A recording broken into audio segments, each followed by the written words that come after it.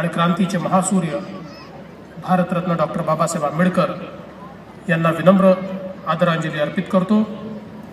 या ठिकाणी मंचावर उपस्थित भारतीय जनता पक्षाचे राष्ट्रीय उपाध्यक्ष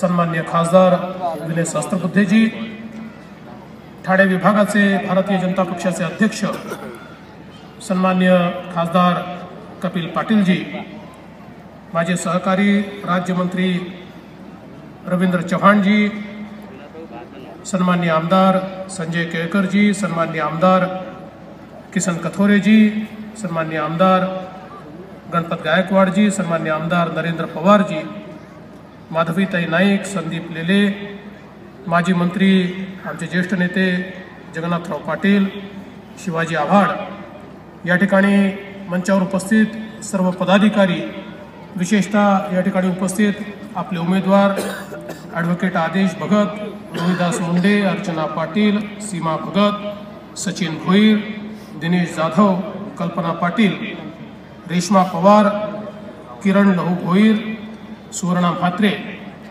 या ठिकाणी उपस्थित सर्व माता भगिनी आणि बंधूंनो,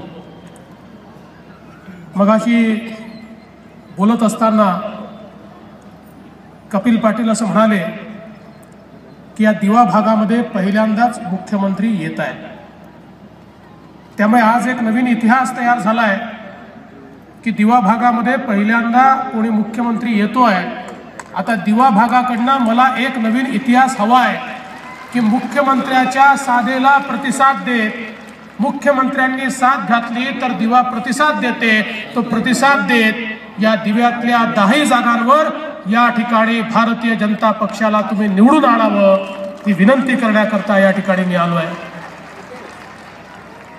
बंधू भगिनींनो, महानगरपालिकेच्या निवडणुका आहे। या देशामध्ये आपण असं मानायचो की आपला देश हा गावांमध्ये राहतो, तो ग्रामीण भागामध्ये राहतो, आणि खरंही होतं।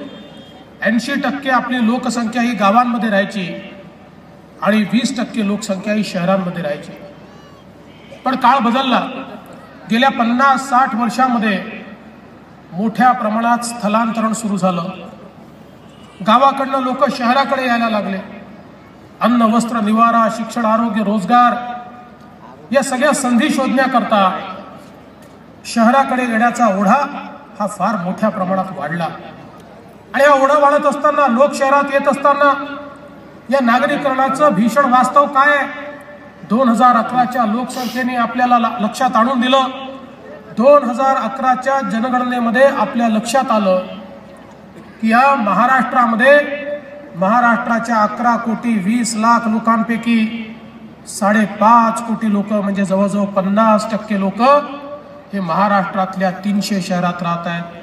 त्यातले 3 कोटी लोक, 3-4 कोटी लोक हे केवळ 26 महानगरपालिकांमध्ये राहत आहेत, आणि त्यातलेही 2 कोटी लोक हे मुंबई आणि MMRच्या या महानगरपालिकांमध्ये राहत आहेत। इतक्या मोठ्या प्रमाणात या भागाचं नागरीकरण झालं। लोक गावातनं शहराकडे आले।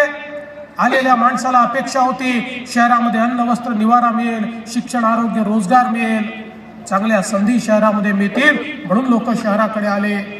दुर्दैवाने हे नागरीकरण ज्यावेळी होत होतं त्यावेळी या नागरीकरणाला आमचं सरकार अभिशाप समजायचं।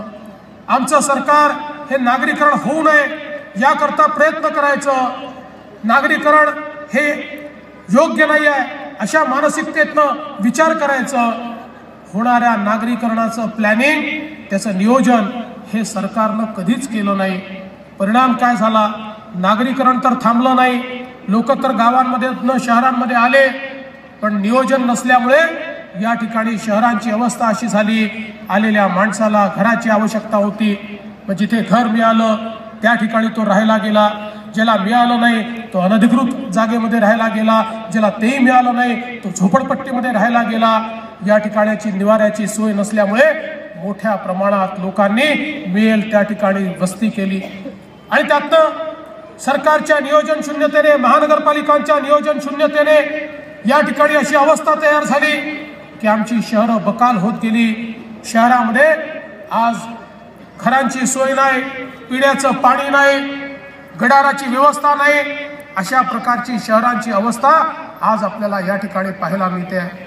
आणि म्हणून या देशामध्ये पहिल्यांदा माननीय मोदी साहेबांचं सरकार आल्यानंतर मोदी साहेबांनी सांगितलं नागरीकरण झालाय, हे आपल्याला मान्य करावं लागेल.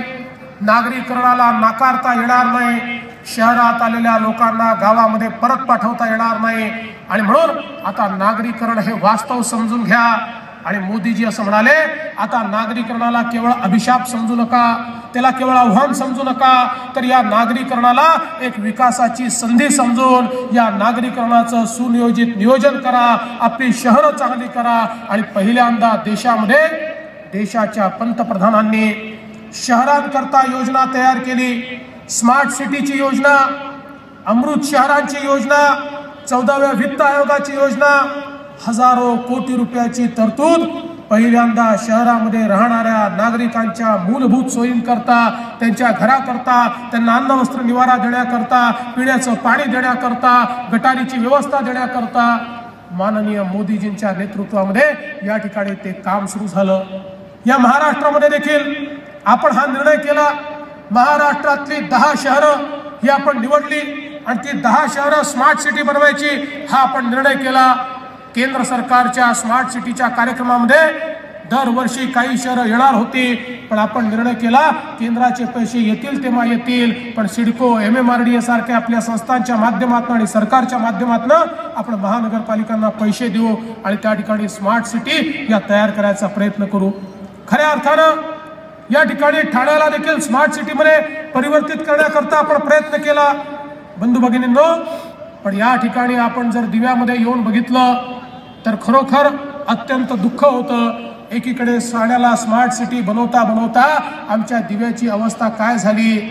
दिवा हे ठाण्याचं डम्पिंग ग्राउंड झालं. ठाण्याचा सगळा कचरा दिव्यामध्ये, ठाण्याची सगळी घाण दिव्यामध्ये. खऱ्या अर्थानं या ठिकाणी दिवेकरांवर इतका मोठा अन्याय या डम्पिंग यार्डच्या माध्यमातून या ठिकाणी झाला. ठाण्याचा कचरा दिव्याने घ्यायचा, घाण्याचं ठाण पाणी दिव्याने घ्यायचं, पण या ठिकाणी दिव्याला पिण्याचं पाणी मात्र मिळणार नाही. दिव्याला या ठिकाणी अधिकृत इमारती मात्र मिळणार नाही. दिव्याला रस्त्यांची सोय मात्र मिळणार नाही. दिव्याला गटारीची सोय मात्र मिळणार नाही. ही अवस्था या दिव्याची या ठिकाणी झाली. खऱ्या अर्थानं आज दिव्यामध्ये एका मोठ्या परिवर्तनाची आवश्यकता आहे.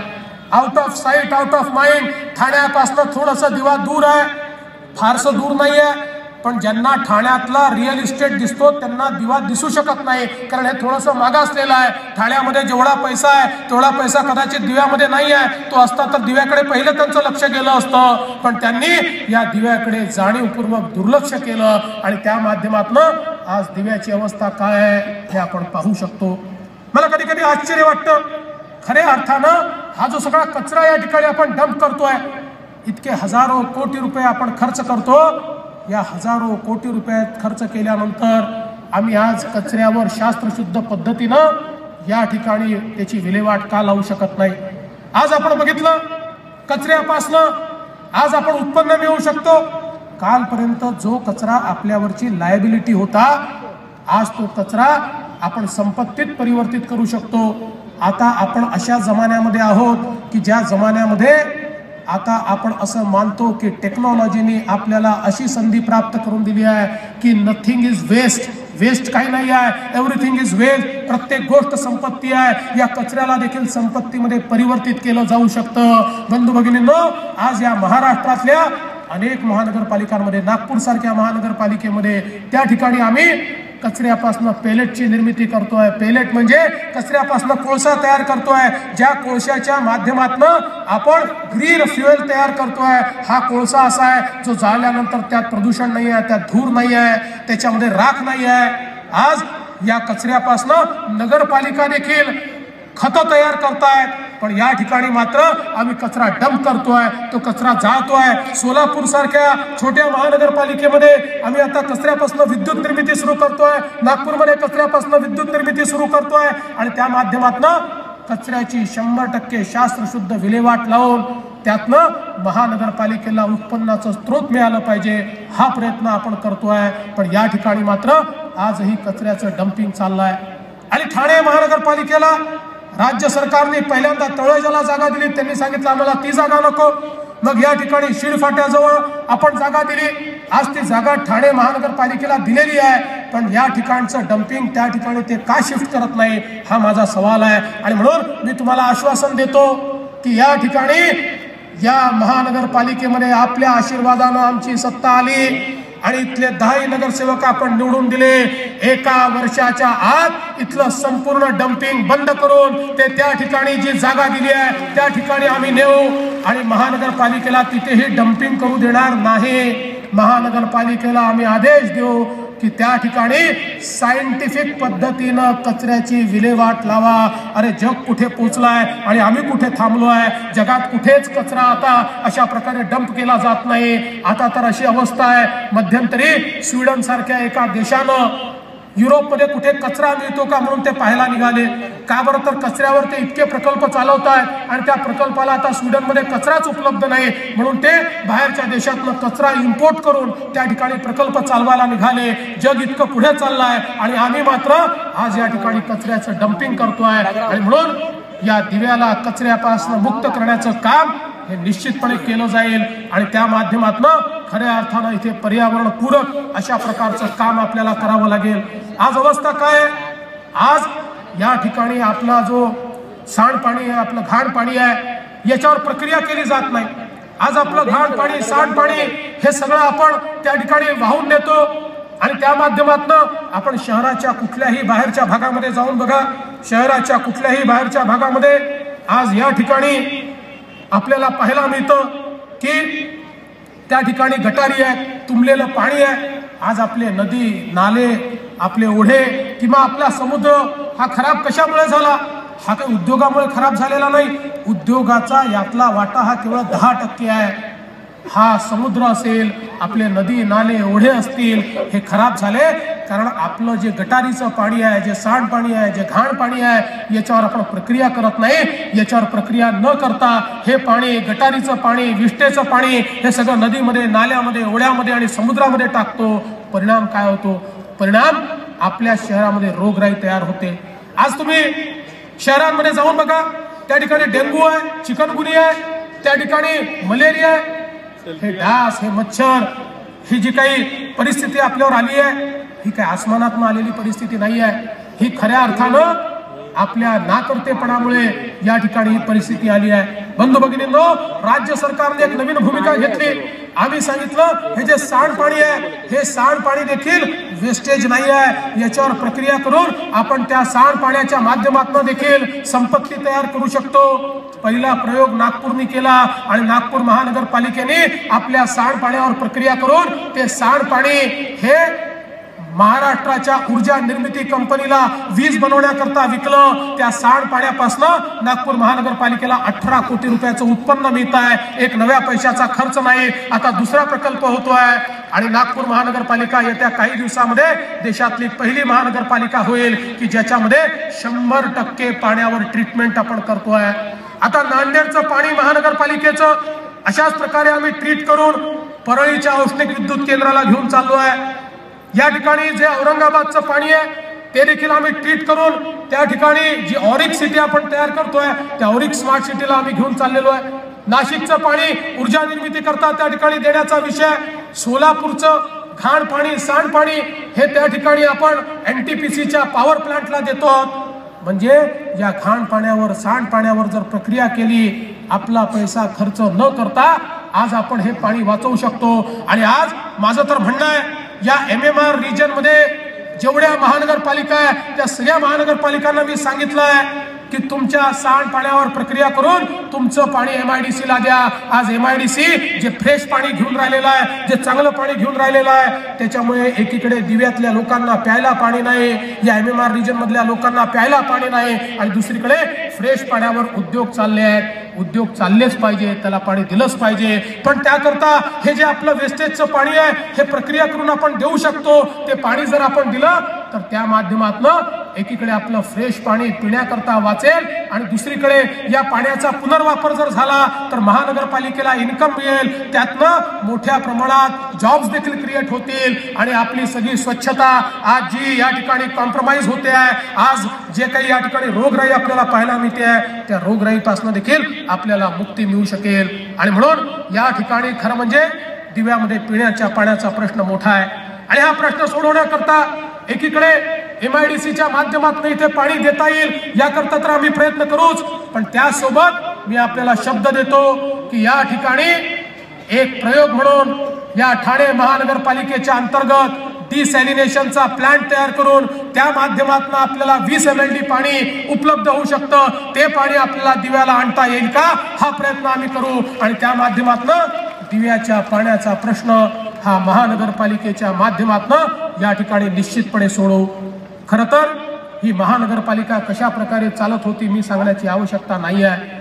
या महानगरपालिकेमध्ये मी संजीव जयस्वाल सारखा एक या ठिकाणी आयुक्त आणला आणि त्या आयुक्ताच्या माध्यमातून या ठिकाणचे जे खंडणीखोर नगरसेवक होते त्या खंडणीखोर नगरसेवकांवर कारवाई केली आणि त्यांना जेलमध्ये टाकण्याचं काम केलं आणि त्या माध्यमातून आज आपल्याला पाहायला मिळत आहे की या ठिकाणी महानगरपालिकेचा चेहरा आणि चित्र बदलत आहे। पण बंधू भगिनींनो, जे आमचे राज्यकर्ते आहेत वर्षानुवर्ष महानगरपालिका चालवतात त्यांना माझा सवाल आहे, तुम्हाला दिव्यातल्या समस्या का दिसत नाही?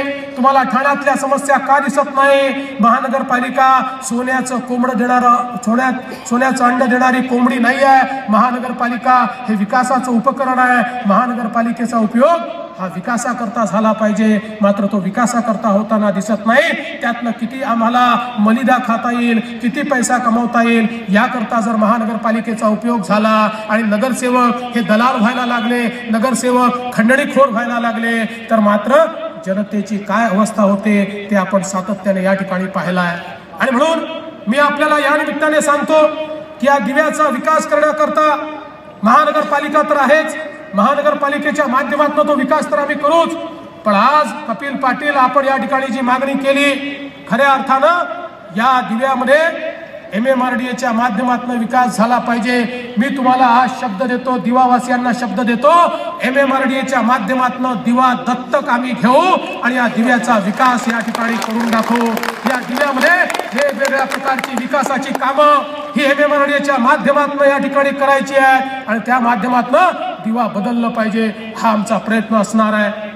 आज या ठिकाणी दिव्यापासून ऐरोळीच्या रस्त्याला आपण मान्यता दिली, त्यातनं एक कंजेशन आपण दूर करण्याचं काम केलं। आताच विनयजींनी सांगितलं की दिवा स्टेशनला पहिल्यांदा या ठिकाणी सन्मानाचा दर्जा देण्याचं काम हे सुरेश प्रभू साहेबांनी केलं। या ठिकाणून थेट फास्ट लोकल सुरू झाली पाहिजे ही मागणी आहे आणि मला विश्वास आहे सुरेश प्रभू साहेबांकडे आपण गेलो तर त्यांना इथल्या सगळ्या समस्या माहिती आहेत, निश्चितपणे ही समस्या देखील ते सोडवतील। बंधू भगिनींनो, आज या ठिकाणचा एक महत्त्वाचा प्रश्न आहे तो शास्तीकराचा प्रश्न आहे। कधी कधी राज्यकर्ते कसे वागतात बघा।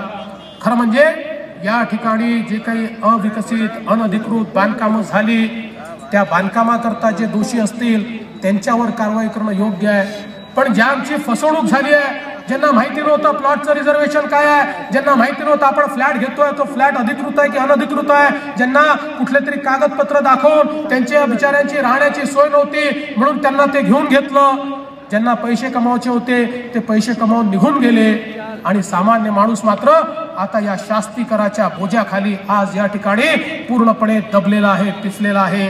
आणि म्हणून आम्ही निर्णय केला, आम्ही नवीन पॉलिसी तयार केली। अविकसित बांधकामं जी आहेत, अनधिकृत बांधकामं जी आहेत, या अनधिकृत बांधकामांना नियमित करण्याकरता आम्ही पॉलिसी तयार केली। ती उच्च न्यायालयामध्ये आम्ही मांडली आहे, त्यांची मान्यता घेऊन ती पॉलिसी इम्प्लिमेंट करू। पण ही पॉलिसी करत असताना एकीकडे सामान्य माणसाला दिलासा देण्याकरता अनधिकृत बांधकामाचं नियमितीकरण आम्ही करू, पण दुसरीकडे अनधिकृत बांधकाम करणारे जे बिल्डर आहेत त्यांना मात्र या ठिकाणी कुठलेही संरक्षण मिळणार नाही। या बिल्डरांना जेलमध्ये टाकण्याची तरतूद देखील याच पॉलिसीमध्ये आम्ही केली आहे। फौजदारी गुन्हा त्यांच्यावर दाखल करून त्यांना जेलमध्ये टाकल्याशिवाय आम्ही राहणार नाही। आणि म्हणून ही पॉलिसी मंजूर होतपर्यंत हा जो शास्तीकराचा बोजा मागच्या राज्यकर्त्यांनी आपल्यावर टाकला होता, मला सांगताना आपल्याला आनंद वाटतो. आम्ही कायद्यामध्ये बदल केला आणि आपल्यावरचा शास्ती कराचा बोजा आम्ही रद्द केला. आता 600 चौरस फुटापर्यंत 1 पैसाही शास्ती कर देण्याची आवश्यकता नाही आहे आणि त्याच्यावरचा जर फ्लॅट असेल किंवा घर असेल तर त्याच्याही करता शास्ती कर केवळ 50% ठेवलाय, तो देखील आम्ही माफ केलेला आहे. आणि म्हणून शास्ती कराच्या बोज्यातनं सामान्य माणसाला बाहेर काढण्याचं काम जर कोणी केलं असेल तर ते भारतीय जनता पक्षाने केलं आहे. बंधू भगिनींनो, मी तुम्हाला एवढंच सांगण्याकरता आलो आहे, आता परिवर्तनाची वेळ आली आहे. या परिवर्तनाची वेळ, ज्यांच्या हातामध्ये इतके वर्ष आपण महानगरपालिका दिली, त्यांनी ज्या प्रकारे महानगरपालिका वागवली, राबवली, सामान्य माणसा करता नाही, तुमच्या करता नाही, त्यांनी स्वतः करता वागवली, स्वतः करता राबवली. ते मोठे मोठे होत गेले, सामान्य माणूस छोटा छोटा होत गेला. आता हे परिवर्तन या ठिकाणी घडलं पाहिजे आणि म्हणून मी तुम्हाला विनंती करायला आलो आहे, या महानगरपालिकेमध्ये देखील एखादी सत्ता भारतीय जनता पक्षाच्या हातामध्ये द्या. या दिव्यातले सगळे नगरसेवक भारतीय जनता पक्षाचे निवडून पाठवा. मी तुम्हाला सांगतो, हे परिवर्तन आम्ही करून दाखवू. या दिव्याचं चित्र हे आम्ही बदलवून दाखवू. हा विश्वास या निमित्ताने मी व्यक्त करतो आणि पुन्हा एकदा कमळाची बटन दाबून आमच्या या उमेदवारांना विजयी करा एवढंच आव्हान करतो आणि माझं बोलणं संपवतो. जय हिंद, जय महाराष्ट्र.